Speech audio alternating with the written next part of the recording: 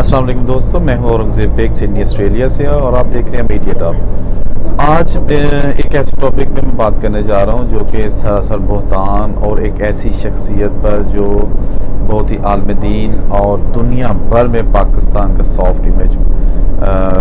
اس کو برقرار رکھنے، اس میں اضافہ کرنے میں لگے ہوئے ہیں۔ جی ہاں،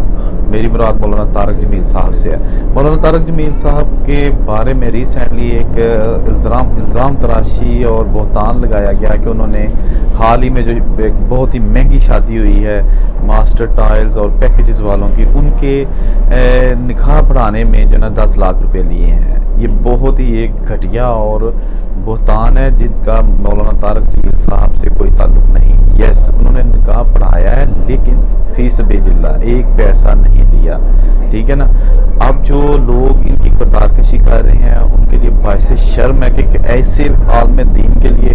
آپ یہ اس طرح کی باتیں اور اس طرح کی سوشل میڈیا پہ پروپیگنڈا کر رہے ہیں جن کا حقیقت سے بالکل کوئی تعلق نہیں ہے۔ مولانا طارق جمیل صاحب اس بارے میں اپنی وضاحت بھی دے چکے ہیں کہ اللہ تعالیٰ ایسے لوگوں کو ہدایت دے جو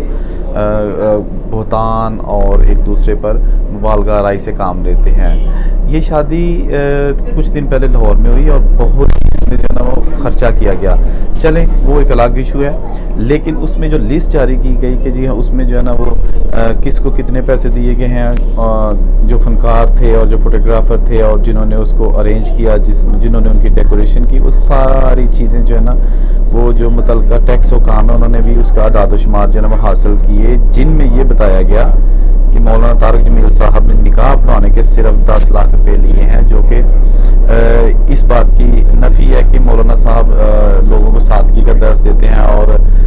نکاح وغیرہ کے پیسے وہ جائز نہیں قرار دیتے لیکن خود لیتے ہیں۔ لہٰذا یہ بات تو ثابت ہو چکی کہ مولانا طارق جمیل صاحب نے کوئی پیسہ نہیں لیا۔ یاد رہے کہ جب بھی کوئی انسان جو ہے نا وہ اللہ کی راہ پہ چلتا ہے تو اس کو پرابلمس آتی ہیں، اس کو طرح طرح کے فکرات جو ہے نا سننے پڑتے ہیں، لیکن دوست افسوس اس وقت ہوتا ہے کہ جب غیر مسلمانوں پر تانا مارنے کے بجائے مسلمان ہی مسلمانوں کو تانے ماریں اور اپنی جو اسلامی شخصیات ہیں جنہوں نے کبھی کسی پالیٹکس میں حصہ نہیں لیا، کوئی سیاسی جماعت جوائن نہیں کی، لیکن ان پر جو ہے نا وہ تہمت شروع کر دیتے ہیں، ان کو جگہ جگہ جو ہے نا وہ خود ہی بغیر کہ کوئی کافر آئے، بغیر مسلم آئے، وہ ہم پر بدنامی اور ہمیں جو ہے نا ڈیگریڈ کرنے کی کوشش کرے۔ ہمارے اندر کالی بھیڑیں موجود ہیں جو ہمیں مسلمانوں کو ہی جو ہے نا وہ بدنام کرنے یا ان کی کریکٹر اسیسینیشن کرنے میں لگی ہوئی ہیں۔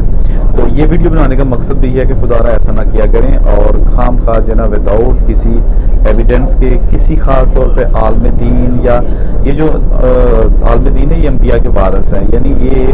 ان کا بہت بڑا مقام ہے، ان کی عزت ان کا احترام ہم پر فرض ہے، ہم پر لازم ہے، اور آپ لوگ جو ہے نا یہ خدا کا خوف کریں اور ایسی بےہودہ اور بہتان امیز باتوں کو جو ہے نا وہ شیئر نہ کیا کریں۔ جہاں خوش رہیں اور ان سے اجازت دیجیے۔ اللہ حافظ۔